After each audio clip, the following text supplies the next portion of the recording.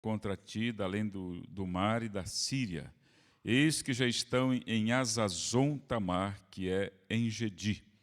Então Josafá teve medo e se pôs a buscar ao Senhor, e apregoou o jejum em todo o Judá.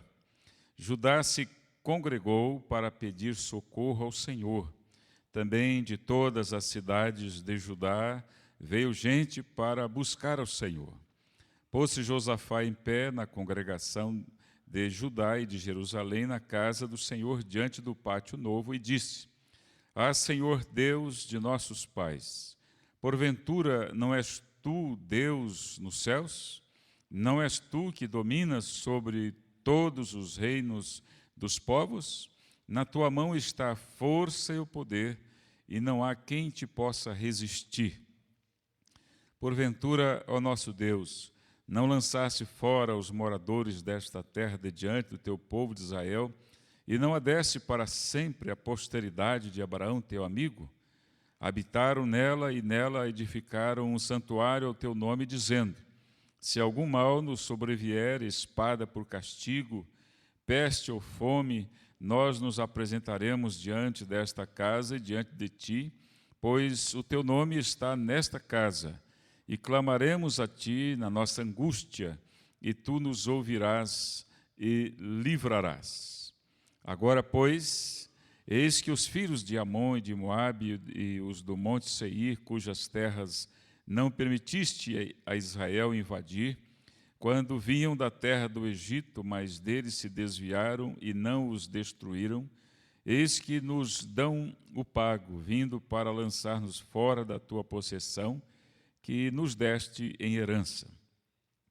Ah, nosso Deus, acaso não executarás tu o teu julgamento contra eles, porque em nós não há força para resistirmos a essa grande multidão que vem contra nós, e não sabemos nós o que fazer. Porém, os nossos olhos estão postos em ti. Todo Judá estava em pé diante do Senhor, como também as suas crianças, as suas mulheres e os seus filhos. Então veio o Espírito do Senhor no meio da congregação, sobre Jaziel, filho de Zacarias, filho de Benaia, filho de Jeiel, filho de Matanias, levita dos filhos de Asaf, e disse: Dai ouvidos, todo Judá, e vós, moradores de Jerusalém, e tu, ó rei Josafá, ao que vos diz o Senhor: Não temas, nem vos assusteis por causa desta grande multidão, pois a peleja não é vossa, mas de Deus. Amanhã descereis sobre eles, eis que sobem pela ladeira, e disse: Encontrá-los-eis no fim do vale, defronte do deserto de Jeruel. Neste encontro não tereis de pelejar, tomai posição, ficai parados, e vede o salvamento que o Senhor vos dará, ó Judá e Jerusalém. Não temais, nem vos assusteis, amanhã saíres ao encontro, porque o Senhor é convosco. Então Josafá se prostrou com o rosto em terra, e todo Judá e os moradores de Jerusalém também se prostraram perante o Senhor e o adoraram. Dispuseram-se os levitas dos filhos de coatitas e dos coreitas para louvarem o Senhor, Deus de Israel, em voz alta sobremaneira. Pela manhã cedo se levantaram e saíram ao deserto de Tecoa. Ao saírem eles, pôs-se Josafá em pé e disse: Ouvi-me, ó Judá, e vós, moradores de Jerusalém. Crede no Senhor, vosso Deus, e estareis seguros. Crede nos seus profetas e prosperareis.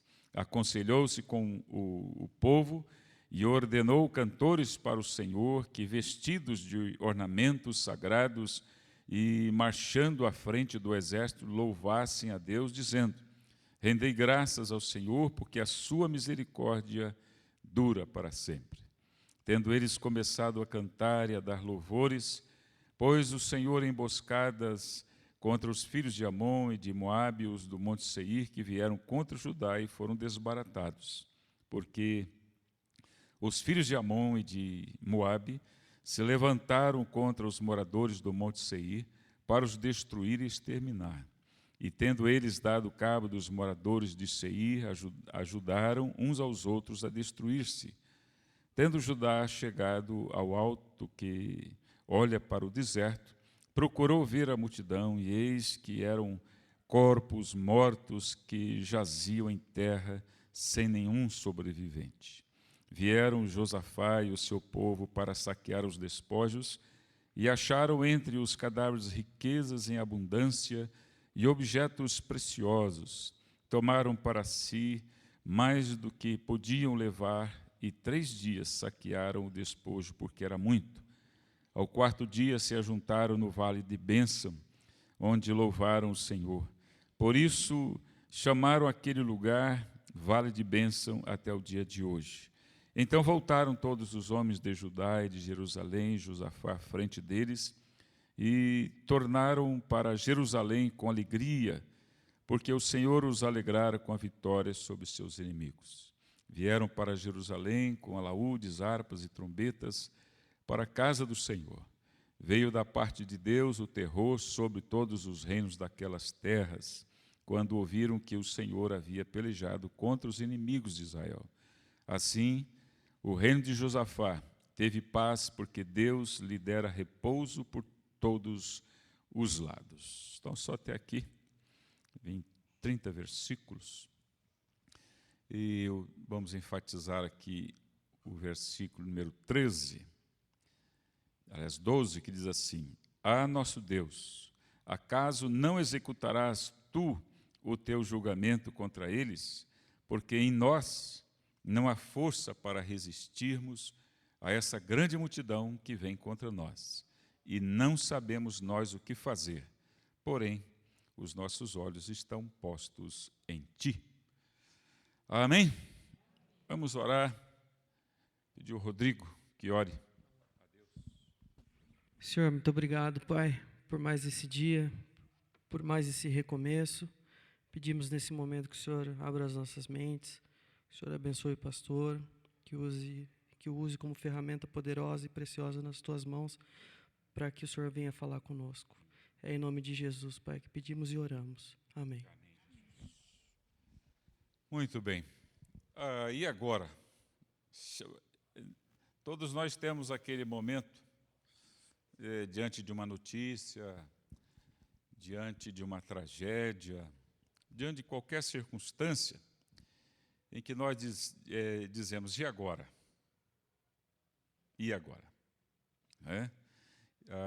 A minha nora, a Elisandra, ela foi à casa dos pais, ficou lá acho que uns 15 dias, e ela foi com as 2 meninas, né, com a Iandra e Yasmin. E lá ficaram, e um dia resolveram sair para visitar, ir numa cidade, fazer compra, alguma coisa assim. A cidade de 40 quilômetros lá de onde os pais dela moram. E interessante que ela pegou o carro, né, do pai, uma S10, aquela de cabine dupla, carro possante, e lá de uma cidade para outra, tem um problema seguinte, que a pista tem uma pista simples que vai e uma pista simples que vem. E é uma rodovia muito cheia de curvas, então, de difícil ultrapassagem. São poucos os lugares assim que você tem uma reta para ultrapassar. E a Lisandra, como está lá no interiorzão, né? E o que ela fez? Ela foi à frente, a tia com a Yasmin também na frente, e atrás a cunhada Lisandra, o filhinho dessa cunhada e a Iandra. Estão viajando. Chegaram a um determinado ponto da estrada, como eu disse, uma mão para ir, outra para voltar. Mão simples. E numa curva, percebeu o ônibus, depois viu um carro que ultrapassava o ônibus, também uma S10. Ultrapassava o ônibus. Segundo ela estava 80. camarada devia estar um pouquinho mais, né? Ele está com pressa, está ultrapassando, está com pressa. E quem ultrapassa, não ultrapassa a 80, né? E sei que quando ela viu o carro, e o camarada vindo na sua direção, e ele percebendo que ele não freava para tomar o seu devido lugar na estrada, ela jogou seu carro para a direita, para o acostamento. Mas o camarada fez a mesma coisa. Jogou o carro para a direita, para a esquerda dele, né? No acostamento. E o camarada não voltava para a pista. E ele esperava que ela retornasse, né, para a pista, imagino. Mas foi assim, fração de segundos, né? Aí, quando ela percebeu que o camarada não ia para a pista, ela jogou o carro no meio do mato. Jogou o carro no meio do mato. E aí, carro no meio do mato, você sabe, né, que só não tombou, mas quebrou todo, bateu no lugar, assim que parou quando bateu numa parede, assim, não sei se de terra, alguma coisa assim, parou o carro. Aí ela tinha os airbags, né, e eles inflaram. Então, para Elisandra e para a tia e para a neném, para Yasmin. E interessante que ela disse o seguinte, que naquele momento ela clamou pelo nome de Jesus. A tia, Deus tem misericórdia. E a cunhada usou um outro termo lá que eu não me recordo agora. Então as três clamaram ao mesmo tempo, né? E então ela, quando parou, ela estava lá com aquele airbag, né? E olhou para o lado para ver, não via a filha. Só via a tia meio desmontada, né? Mas aí, quando parou, ela foi ver, aí a neném estava mais ou menos assim, o airbag escondeu a menina, né? Então, quer dizer, foi o que? A mão de Deus. Só a tia que sofreu, arrancou essa pele assim da mão, né? Acho que bateu em algum lugar. E, graças a Deus, as crianças bem, inclusive as duas de trás, a da frente. Então, quer dizer, Deus livrou. Mas sabe aquele momento que você chega assim, e agora? O que fazer? É muito rápido, né? É muito rápido, você tem que tomar decisão, coisa de segundos, né? E tomar decisão assim, quer dizer, na realidade, o que elas fizeram? Clamaram pelo nome de Deus, né? Clamaram ao Senhor. Então, nós também temos momentos na nossa vida, né, que às vezes a gente está diante de uma situação que a gente não sabe o que fazer. O que disse o rei Josafá: não sabemos o que fazer. Porém, os nossos olhos estão postos em Ti. Então, é muito importante, diante de situações assim, que parece que nós estamos, quem sabe, aí num beco sem saída, né? Você já correu de cachorro num beco sem saída? Uma vez nós fomos, eu e um seminarista, eu era pastor na igreja de São Bernardo, e tinha um seminarista lá,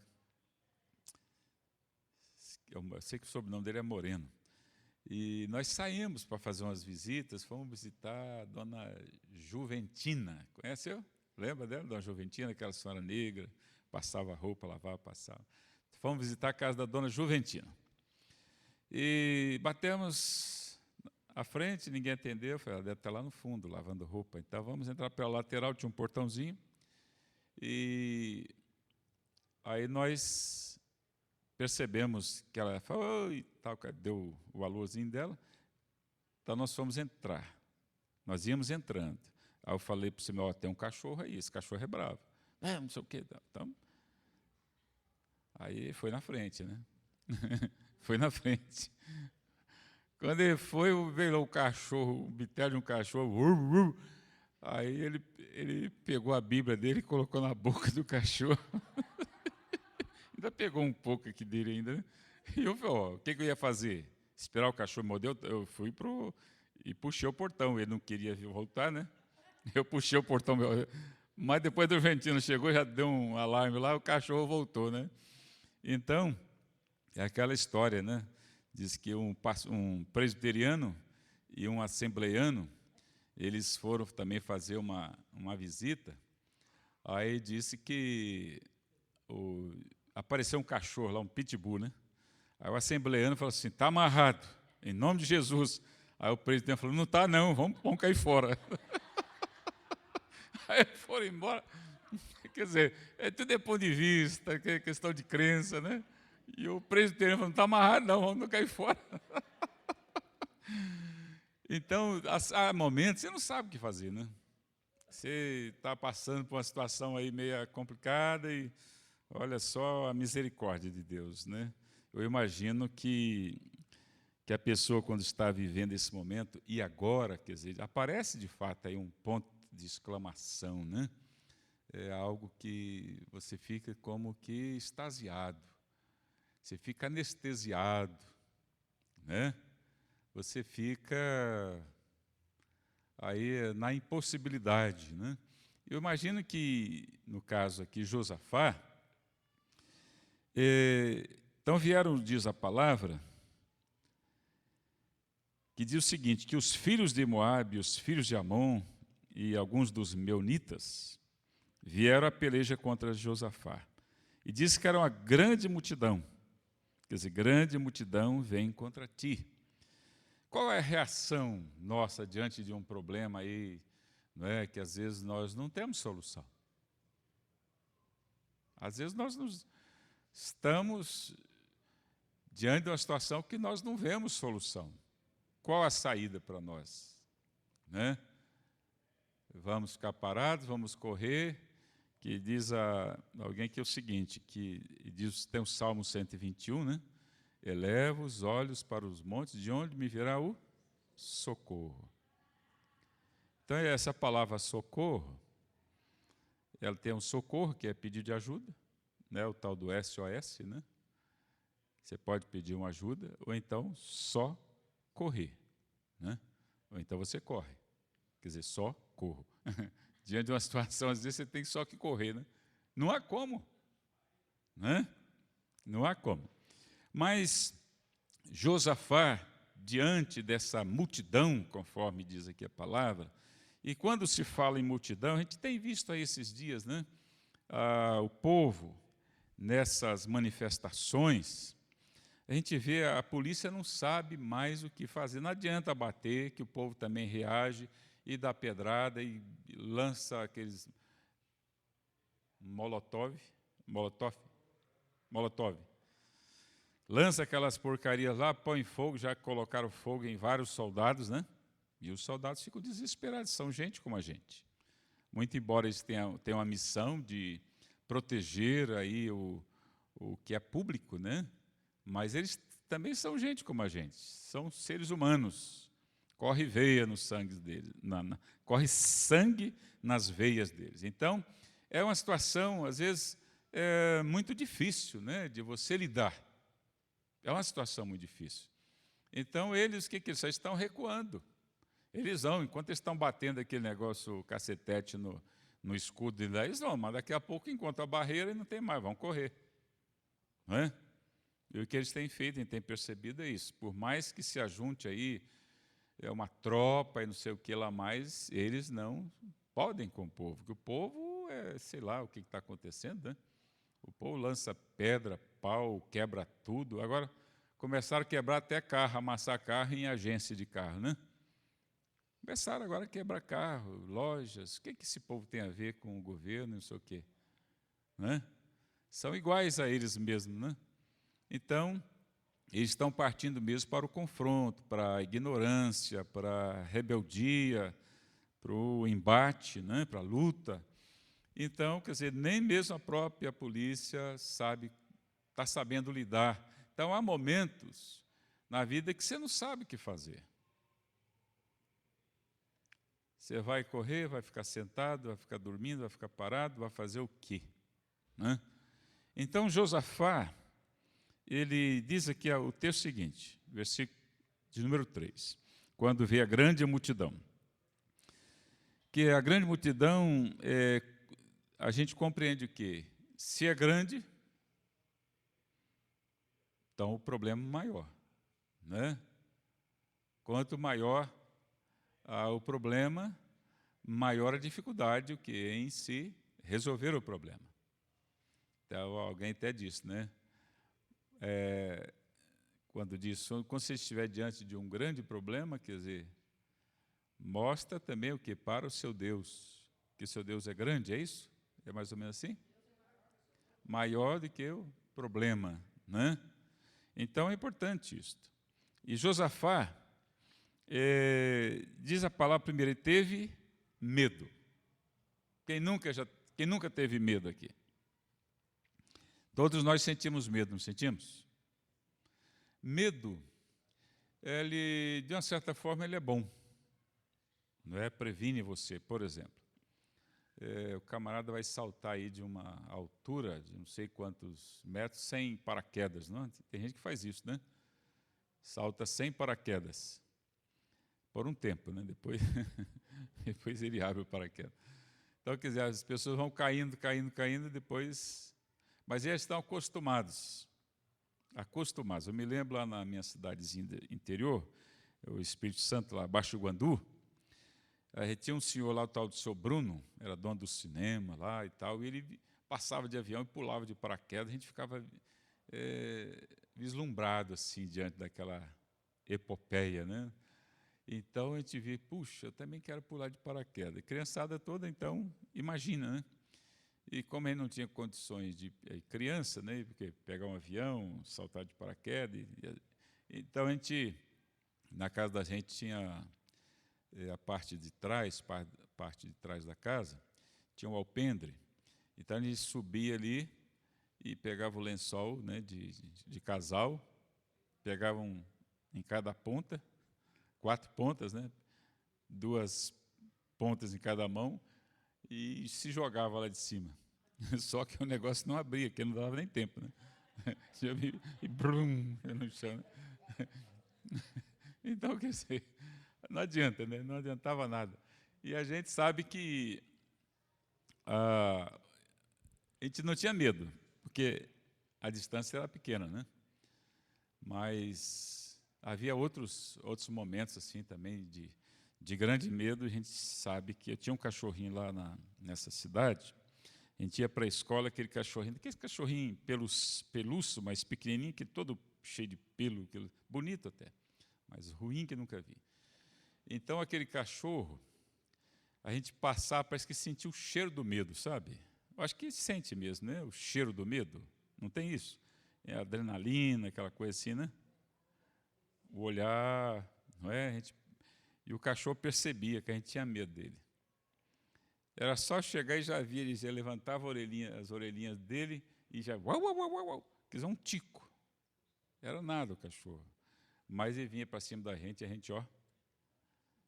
A gente armava para pegar uma pedra, fazia de conta, né, que nem pedra tinha, né? A gente armava assim, ele retraía. Né? Então, quer dizer, o medo, ele nos faz o que correr das situações. Né? Agora, a palavra de Deus diz o que? Tem de bom ânimo. Né? Fortalecei-vos no Senhor. Salmo 127, vamos abrir lá? Salmo 127 fala alguma coisa muito importante acerca do medo. E o medo funciona como a febre, né? Funciona como a dor. Quer dizer, quando você tem medo, alguma coisa está... É porque você não tem o controle da situação, né? Você não tem como se livrar dela. E o Salmo 27 diz, o Senhor é a minha luz e a minha salvação, de quem terei medo? Salmo 27. Quer dizer, o Senhor é a minha luz e a minha salvação, de quem terei medo?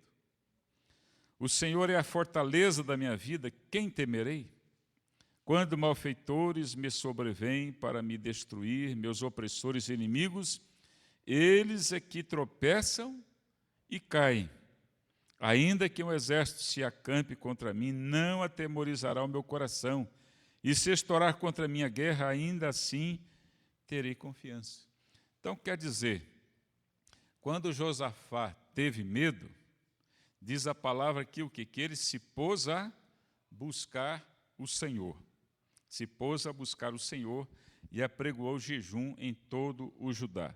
O que é normal, né? Quer dizer, o que fazer quando não sabemos o que fazer. Então, nós temos que nos movimentar, alguma coisa precisa acontecer. E Josafá, o que ele fez? Ele buscou o Senhor. Ele buscou o Senhor. Era quem poderia o quê? Fortalecê-lo, quem poderia o quê? Livrá-lo, quem poderia o quê? Estar com ele naquele momento de grande luta, de grande incerteza e, consequentemente, de grande medo, né? Então, medo, quer dizer, nos faz o quê? Buscar refúgio. Refúgio o quê? Só em Deus, né? Então, nós não temos outro que nos possa salvar. Então, ele apregoou também um jejum, todo Judá, e Judá se congregou para pedir socorro ao Senhor. Também de todas as cidades de Judá veio gente para buscar o Senhor. Quer ver, a Judá também se congregou para ajudar a pedir por socorro. E a questão do medo tem umas coisas interessantes, né? Porque o medo, geralmente, ele paralisa as pessoas, né? Pode ver um cachorrão, o que você faz? Você fica parado, você não corre, você fica paralisado, né? Diante da situação. E o medo também, ele parece que cega a pessoa, né? Quer dizer, ela não sabe o que fazer naquele momento. O que eu vou fazer? Tira toda aquela sabedoria que você tinha, tudo aquilo que você, durante a sua vida, você armazenou como conhecimento para lidar com essas situações, mas chega aquele momento, aí não dá. O Danilo e a Larissa é mais nova lá de casa, né? E a Larissa devia ter, acho que nem 2 anos, não tinha, pequena. E ela estava brincando lá no quarto, nos fundos, ali no São Bernardo. Daqui a pouco estava o Danilo, né? Daqui a pouco chega o Danilo, a gente estava na sala, chega, mãe, pai, vem, corre aqui e tal, tal. Aí eu falei, meu Deus, o que terá acontecido, né? Falou, a Larissa, não sei o quê e tal. A gente foi lá para o quarto. Quando nós chegamos lá no quarto, a Larissa com uma barata, segurando uma barata. E de que as mulheres têm mais medo? Hoje ela não pega uma barata. Ai, pai, tem uma barata. Mas ela pegou, porque não tinha consciência. Não tinha consciência que aquele bichinho inofensivo, mas na cabeça dos outros tão ofensivo, né? De repente poderia... E o Danilo imaginou, bom, vai acabar com a minha irmã, né? Uma barata, né? Então, quer dizer, o medo, ele aumenta também, proporcionalmente, faz com que aquela situação se agigante, né? Por isso, quando vê a grande multidão, se viesse uns 2 ou 3 só, tudo bem, né? Josafá poderia enfrentar. Mas veio uma grande multidão, que é dos amonitas, dos moabitas, dos meunitas. Então, eram inimigos do povo de Israel. Mas chamaram ali o pessoal de Judá, vem aqui para orar conosco, para pedir socorro. Quer dizer, socorro a quem? Socorro a Deus. Vamos elevar os nossos olhos, vamos buscar a Deus, que Deus pode nos socorrer. Então, diz o versículo 5 o seguinte, pôs-se Josafá em pé na congregação congregação de Judá e de Jerusalém, na casa do Senhor, diante do pátio novo, e disse, Senhor Deus e nossos pais, porventura, não és tu Deus nos céus, não és tu que dominas sobre todos os reinos dos povos, na tua mão está a força e o poder, e não há quem te possa resistir. Então, vejam que quando vem a situação, o problema, quer dizer, eles entram o quê? Em desespero, quer dizer, o contexto era favorável. Então, entrar em desespero adianta alguma coisa? Não adianta, mas a gente acaba entrando em desespero, né? Me lembro quando a nossa filha Priscila foi atropelada. A Priscila é do meio, é missionária, né? Ela estava, a gente morava no Bonfim, ela estava vindo da escola. E eu nunca me lembro bem, não daquela avenida ali do Bonfim, aquela principal. Não. Quintino Bocaiúva. Às vezes eu esqueço até daquela rua que é melhor esquecer. Mas ela vinha da escola e o Danilo estava indo no mercado, ali no Oba. Eles eram 12, 13 anos, por aí, Priscila. Então, quando ela percebeu que o irmão estava do outro lado, ela, ao atravessar, ela olhou para baixo. Mas para baixo não vinha carro, a mão era única, né? Ela não olhou para cima. Os carros só tinham sentido, como até hoje, né? E ela olhou para baixo, não via ninguém, atravessou para encontrar com o irmão. O carro pegou de cheio. Então, ela foi assim do lado esquerdo, né? Pegou a cabeça aqui, a clavícula, bacia, perna, tudo. Sei que pegou de cheio e o carro, ela subiu, que o rapaz bateu e freou, né? E foi inesperado. Aí ela caiu de bumbum no chão e depois, ao Danilo, percebendo que o mesmo carro que atropelou poderia atropelá-la novamente, que o rapaz também entrou em desespero, né? O carro soltou e foi lá e puxou a Priscila pelo braço para tirá-la da direção do carro. A colocou ali, sem nenhum movimento, nada. E ele correu para me chamar. Foi lá em casa, quando ele começou, abriu o portão rapidamente e começou a gritar, aí eu falei, nossa, é o ladrão, né? Correndo atrás do meu filho. Eu já fui rapidamente atender, falei, pai, a Priscila foi acidentada, não sei o que e tal. Aí eu falei, olha, então vocês ficam aqui orando que o pai vai ver isso aí. Não, fica orando que o pai vai lá. Peguei o carro, subi, aí a avenida, a rua já estava sem movimento, por causa do problema, né? Já subi na contramão, parei o carro, e quando vi aquela multidão, eu falei, misericórdia. Porque as coisas na cabeça da gente ficam assim, né? Aí eu desci do carro, quando eu cheguei aquela multidão, assim, fui pedindo licença, não sei, e cheguei onde ela estava. Primeira coisa que eu vi, eu falei, ela está morta. Aí eu falei, misericórdia. Eu falei, não, em nome de Jesus, não. Aí eu coloquei a mão debaixo da cabeça dela e bati, assim, no rosto, né?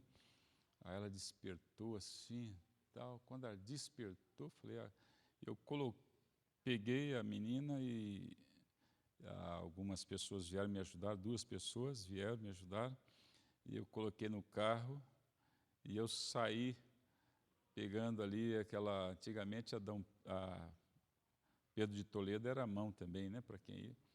Aí eu fui embora, foi o primeiro hospital que eu pensei, é o Beneficência, era o mais perto ali, né. Aí já corri para lá, buzinando, seta ligada, não sei o que e tal. Já entrei, falei, minha filha foi acidentada, não sei o que, eles socorreram, cortaram a roupa dela e foram lá, fizeram os primeiros socorros e tal. Aí subiu, foi para raio-x, foi não sei para onde, daqui a pouco estava na UTI. E eu pedindo a Deus, já a Cleide sem saber, a Cleide era diretora numa escola aqui no Jardim Olinda, e eu falei, agora como que eu vou contar para a mulher? Aí liguei para casa, né, para os filhos, falei, está tudo bem, está sob controle, vocês aguardem. Aí eu fui contar para a Cleide, mas antes de chegar na escola, eu liguei para a direção lá, para a secretaria, né? Falei assim, olha, aconteceu isso, por favor, eu vou chegar aí, não se manifeste em relação à Cleide enquanto eu não chegar aí. Aí a mocinha, secretária, eu acho, veio, já pegou a água com açúcar, falei, para que ela ia tomar água com açúcar, né? Preparou água com açúcar e falou assim, não foi nada, Cleide. Mas como não foi nada? O que não foi nada? Não é? Olha só, aí entregou o ouro, né? Não foi nada, né? Aí naquele momento eu cheguei. Quando eu cheguei e ela com o copo na mão, ela olhou para mim, olhou para a moça, aí desespero, né? O que aconteceu? Olha, Priscila foi atropelada, aí pronto, né? Mas está bem. Como bem? Aí entra no carro, vou levar você no hospital. Aí eu cheguei no hospital, nós chegamos lá, aí o médico, ela estava na UTI, né? Aí o médico permitiu que a mãe fosse, né? Ela entrou sozinha, eu fiquei pelo visor observando. Ela, quando foi de um lado, a Priscila já estava toda enfaixada, o rosto inchado, né? Aí a dona Cleide, tentando conversar com ela para ver se está, que bateu na cabeça, quebrou aqui a clavícula, quebrou bacia, braço. Então, quer dizer, não foi fácil, né? E a Cleide tentando conversar com ela para ver se estava tudo bem, né? Que é cabeça, né? Aí a Cleide conversando, e aí, Priscila e tal, tal. Diz que a Priscila não abria um olho, mas o outro estava aberto, né? Olhou para ela, você está com aquela blusa horrorosa, né? Aí pronto, foi a grande alegria da mãe, foi receber esse elogio, né? Você está com aquela blusa, que tinha uma blusa que a Priscila não gostava, né? Que a mãe usasse. Né? Então, daí foi. Aí pronto, fomos descartando a situação, né? Que fomos vendo que cabeça, está tudo bem. Aí foi feito um exame, foi levado lá para o samaritano, aí lá ela ficou para fazer os exames, e ficou alguns dias lá, né? Ah. Saiu de lá, pediu para o pessoal orar tudo, né? Essa semana eu estou em casa, na hora do almoço, recebo um telefonema do Danilo. Pai, eu bati a moto, mas eu estou bem. Naquilo bater a moto, já dá uma esfriada por dentro.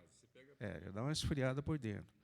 Aí procurei me controlar, tal, saí, onde você está? Estou tal. Peguei, fui até lá, ele deitado no chão, o SAMU já tinha chego, né? A polícia já tinha tudo chego lá. Mas é duro controlar. É muito difícil você ver ali, né, deitado no chão, um médico pondo as coisas no pescoço, que aqui, Danilo, como é que você está? Não, pai, eu estou bem. Está bem para não me preocupar, né? Mas, graças a Deus, levaram para o hospital, tirou o raio-x, tudo lá, está tudo bem. Mas a sensação que a gente tem por dentro, não dá para descrever. A primeira coisa, as pernas, né? A gente perde as forças. E tinha hora que o médico, o paramédico lá pediu, dá o documento deles. Eu tinha pego o documento na mão, já não sabia onde estava o documento. E eu falei, não, tenho que ficar calmo, tem que ficar calmo. Desnorteado. Exatamente, né? Mas, felizmente, mas é uma situação muito difícil. Muito difícil. Você vê o dos outros assim, aconteceu, mas quando é com a gente, é diferente. É terrível, não é diferente, é terrível. Chegando a nossa vez, né? Mas interessante, só para alegrar um pouquinho. Aí, tudo bem, correu, muitas visitas e tal. E até as duas pessoas que acudiram à minha filha eram o pai e o filho, um era presbítero, parece que o outro era diácono da igreja dependente. E foram nos visitar depois. E depois desses quase mais de 15 anos, uma mocinha que foi internada com problema, ela tinha feito aquela no estômago, redução do estômago, e ela estava morta na UTI, eu fui visitá-la, a pedido até da Paula, até da Denise, né? Aí, eu chegando lá, converso com o esposo dela, foi o que me ajudou, Tiago, né? Foi o que me ajudou a pegar minha filha e colocar no carro. E agora ele estava passando por aquela situação. Mas um fato interessante é que, então, a Priscila foi para casa depois de quase 20 dias no hospital. E aí ela foi para casa, chegou de ambulância, tal, cadeira de rodas, engessada. E, então, nós a colocamos dentro de casa, mas eu e a Cleide, nós tínhamos que fazer alguma coisa. Então, nós falamos para o Danilo, que já era um adolescente, e a lei falou, vocês cuidam da sua irmã, cuidem dela. Demos as ordens e saímos. Quando a gente chegou em casa, abriu o portão, tinham 2 portões, abriu o outro. Quando nós fomos entrar, eis que nós vimos uma cena. O Danilo de um lado, a Larissa do outro, e a Priscila sobre patins. Priscila sobre patins. Eu falei, não é possível um negócio desse, né? É mandar o ladrão tomar conta.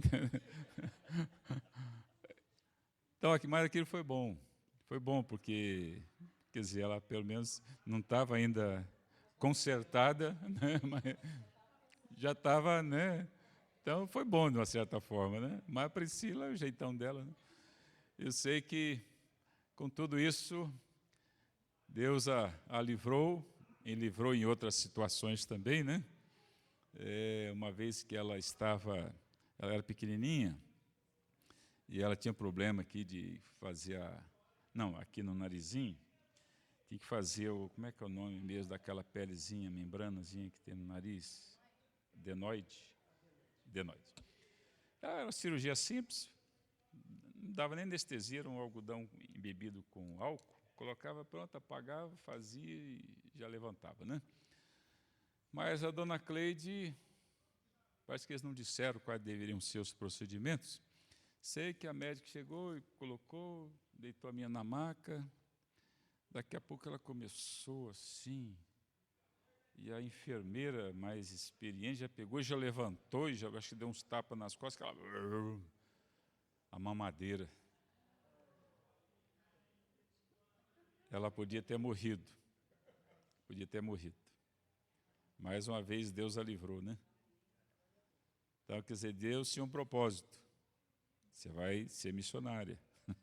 Vai ser mãe de 3 crianças, né? 2 gêmeas. Então, quer dizer, a gente, às vezes, quando acontece, quer dizer, a gente, de fato, desespero, quer dizer, a falta de esperança.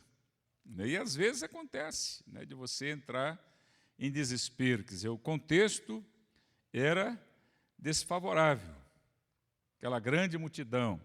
E o medo tomou conta, quer dizer, a angústia interminável. Vejam que no versículo 9 diz assim: se algum mal nos sobrevier, esse na oração de Josafá, espada por castigo, peste ou fome, nós nos apresentaremos diante desta casa e diante de ti, pois o teu nome está nesta casa, e clamaremos a ti na nossa angústia, e tu nos ouvirás e livrarás. Quer dizer, há momento que o que é angústia, né? O Salmo 116 diz que angústias do inferno se apoderaram de mim. Então, quer dizer, são os angus da tia do inferno, né? Angustias, né? Os angus da tia do inferno. Então, quando eles se apoderam de nós, não é fácil. Agora, você pense bem, se uma angústia já não é uma coisa muito boa, dá mais angústia do inferno. Porque no inferno, as pessoas que lá estão condenadas, sem condição de salvação, sem esperança, não é? Então, e a angústia dessas pessoas que estão lá? Não é? Então, diz o salmista, que as angústias do inferno se apoderaram de mim, caí em tristeza. Então, a próxima situação que nós vamos ver, vejam bem, em nós não há força para resistirmos a essa grande multidão que vem contra nós e não sabemos o que fazer. Então, chega um momento que não tem como. Eu me lembro uma vez, estava fazendo era a última prova, fim de ano, para terminar o curso, uma prova de filosofia, pastor Paulo Viana. Ele era o carrasco lá do seminário. E alguns até pensaram, será que esse camarada é crente mesmo? Era pastor. Será que ele é crente mesmo e tal? Mas ele era um carrasco. E interessante, eu acho que ele era bipolar, porque às vezes era tão bonzinho, mas outra vez era um troço, né? Mas tudo bem. Aí chegou na prova, tinha estudado, sabia toda a matéria, estava tudo bem, tudo sob controle. Aí ele fez uma pergunta só. Discorra sobre tal. Aí antigamente fazia nas folhas de papel ao maço, né? Aí ele me entregou a folha, falei, misericórdia. Você sabe, quando você olha para um assunto, eu sei mas não sei como escrever? Né? É que acho que ninguém orou por mim no sentido de que orei por uma pessoa, né? Senhor, abençoa para que ela se lembre de tudo que estudou, né? Aí ela falou assim, mas pastor, eu não estudei, então não adianta, não é? E nesse caso não, eu não pedi para alguém orar, né? Quer dizer, eu fui para a prova, quando ele colocou lá a pergunta no quadro, eu falei, misericórdia. E eu ficava, sabe, tentando rebuscar, parece que tinha um porãozinho lá na mente, que estava trancado, acorrentado, e a chave jogaram fora. Falei, eu não sou mágico, né? Aí fiquei naquela e tal. Falei, meu Deus, eu vou fazer diferente então. Aí tudo que eu já havia estudado, que eu sabia, comecei a escrever. Preenchi uma folha, uma página, né? Segunda página, terceira página, quarta página, dos 4 lados. Cheguei para o professor, falei, ó, reverendo, é o seguinte, eu estudei a matéria, eu sei a matéria, e como prova está aqui, o que eu coloquei, mas a pergunta, não tem como eu responder essa pergunta, que fugiu, não sei o quê. Aí eu falei, eu preciso de tanto. Eu preciso de tanto. Se o senhor quiser usar de misericórdia, tudo bem. Aí fui embora. Foi um apelo, veemente. Não é igual da Cleide, né? Que a Cleide, uma vez, estava fazendo uma prova, ela não tinha estudado. Veio a prova, ela olhou, não sabia nada. Começou a chorar. Chora o professor conduído. Que foi, minha filha? Ah, minha avó morreu. Mas não sabia o professor que a avó da Cleide tinha morrido já há algum tempo atrás. Sabe aquela coisa? Já tinha morrido há muito tempo, né? Não era a avó, acho que era a bisa.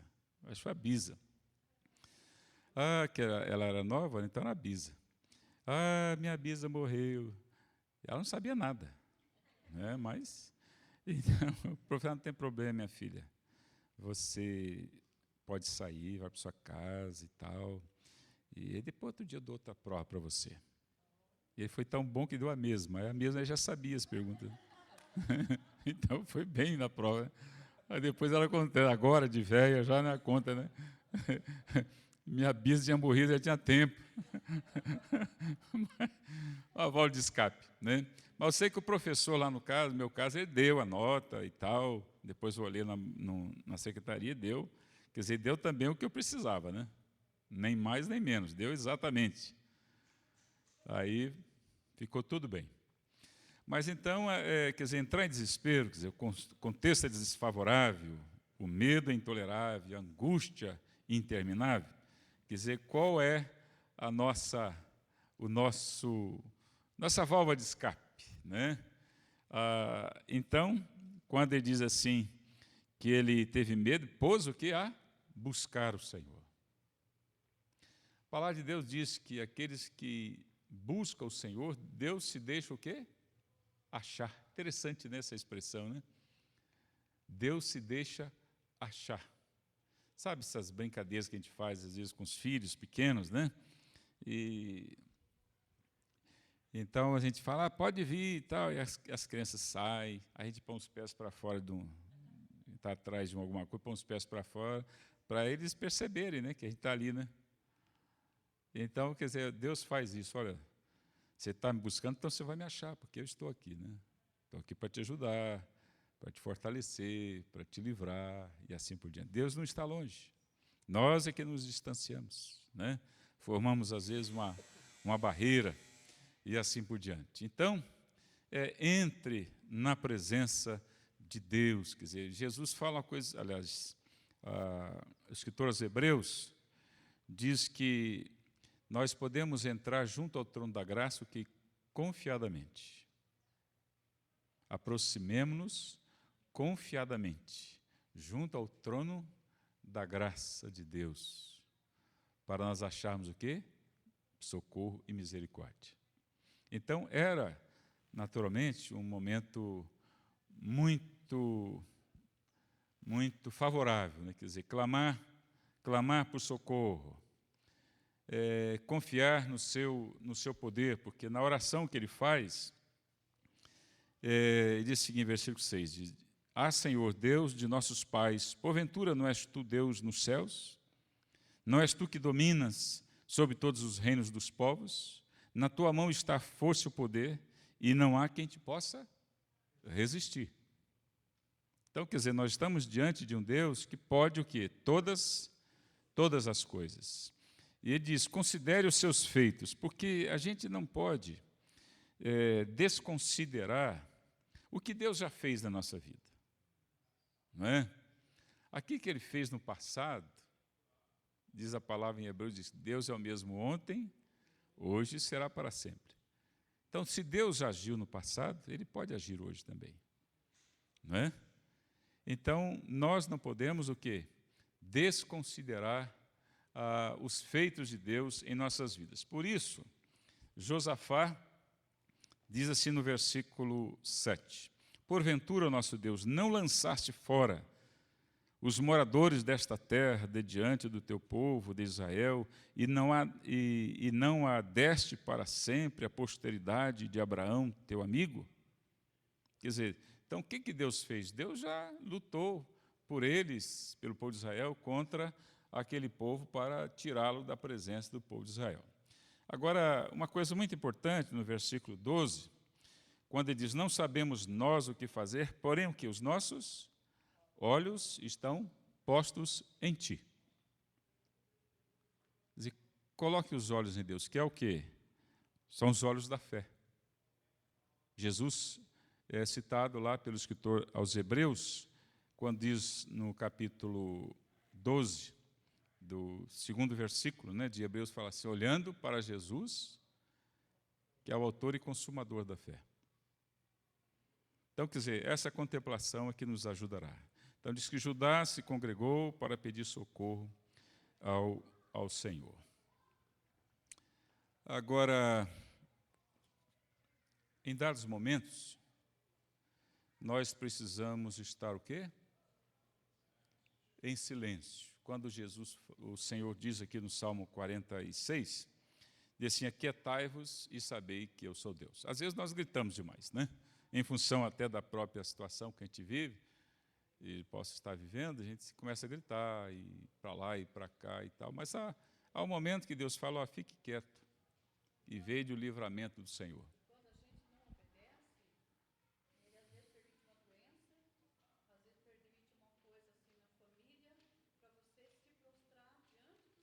É.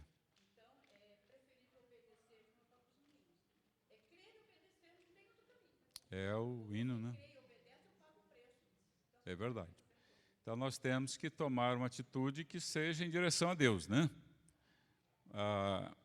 Então, quando diz para aquietar, quer dizer, diz que todo Judá estava o quê? Em pé diante do Senhor. Então, estar em pé diante do Senhor, diz, ouça o que diz o Espírito, né? Ouça no versículo 14.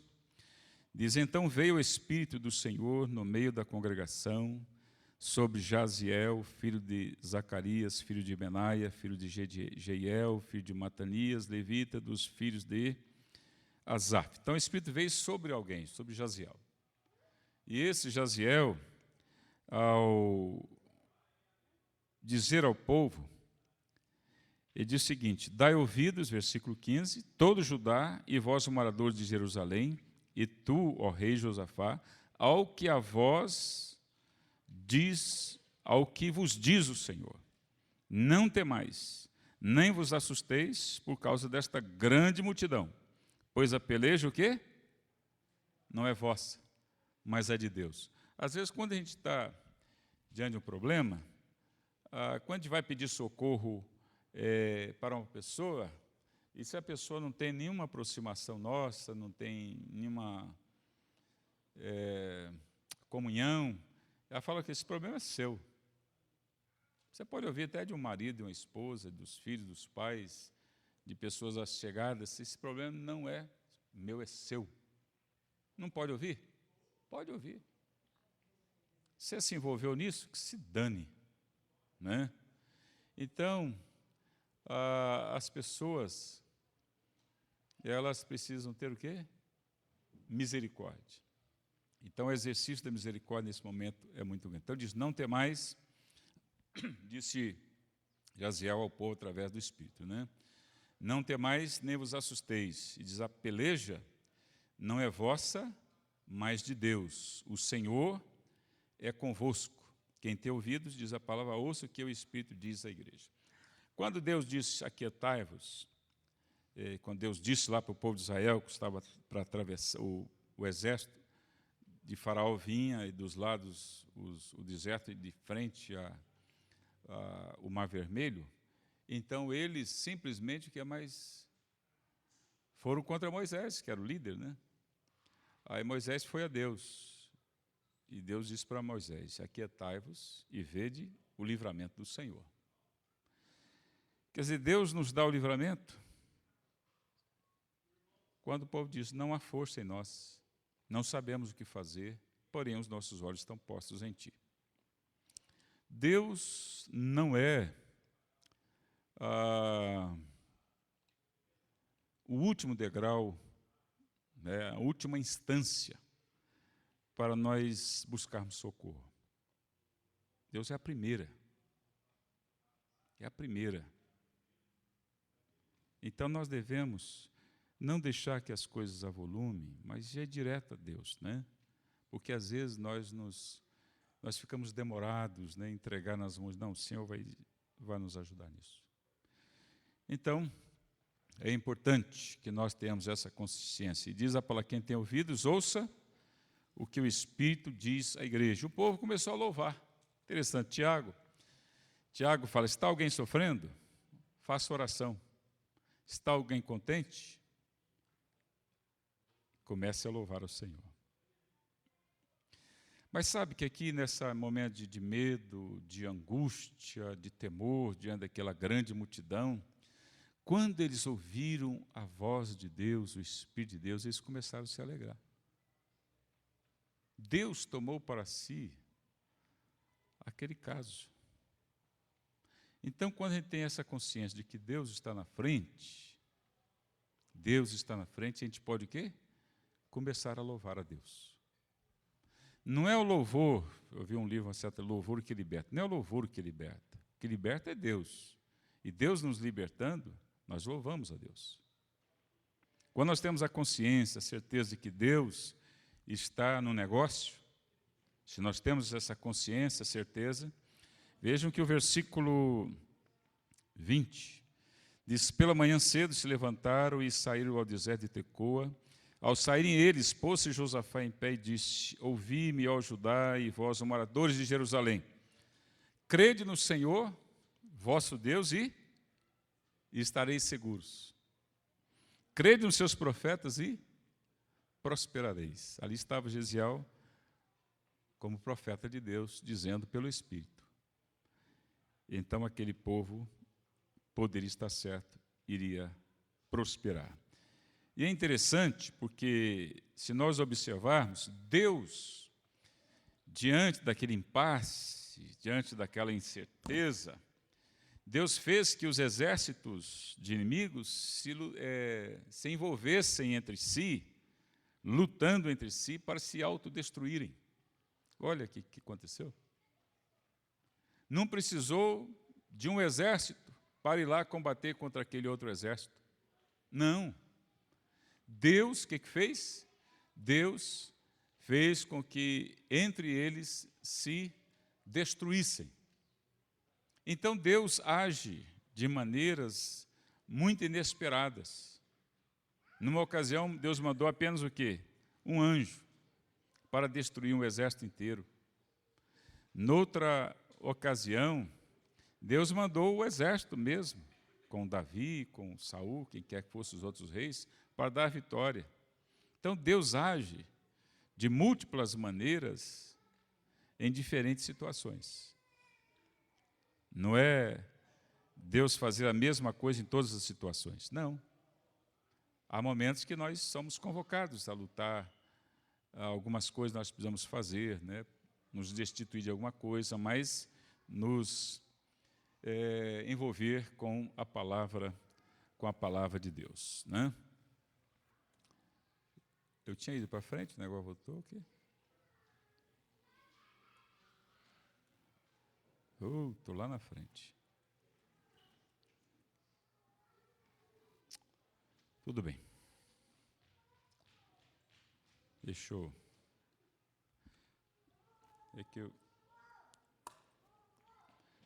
Então, nós estamos diante de uma situação interessante, que o povo estava num vale, diríamos aqui, num vale o quê? De medo. Não é isso? O povo não estava nesse vale. E, às vezes, nós também nos encontramos num vale de medo, num vale de temor, um vale que nós não sabemos. Se está num vale, você vai correr para onde? Só tem um caminho, que é o retorno, né? Você não, é um beco sem saída. Mas esse vale, diz o versículo 26, diz assim, ao quarto dia se ajuntaram no vale da bênção, onde louvaram o Senhor, por isso chamaram aquele lugar de vale de bênção, até ao dia de hoje. Então vejam que Deus mudou a sorte daquele povo quando o povo começou a buscar o Senhor. Porque o povo estava preso ali em Jerusalém, sem nada, sem alimento, sem nada. De repente, o exército foi lá. Muitas vezes, às vezes um problema diante do qual nós nos enfrentamos pode ser aqui um trampolim para a bênção de Deus em nossas vidas. É um trampolim. Deus transforma a bênção em maldição. Deus transforma a tristeza em alegria. Balaão não foi para amaldiçoar o povo de Deus? Deus transformou aquilo em bênção, né? Então, às vezes, um problema que você está vivendo, no caso de Jó, por exemplo, Jó não podia nem imaginar o que Deus tinha preparado para ele, né? Mas Deus, diz a palavra, que Deus mudou a sorte de Jó quando esse orava pelos seus amigos. E, no caso, eram inimigos. Então, a oração é um pedido de socorro. A oração é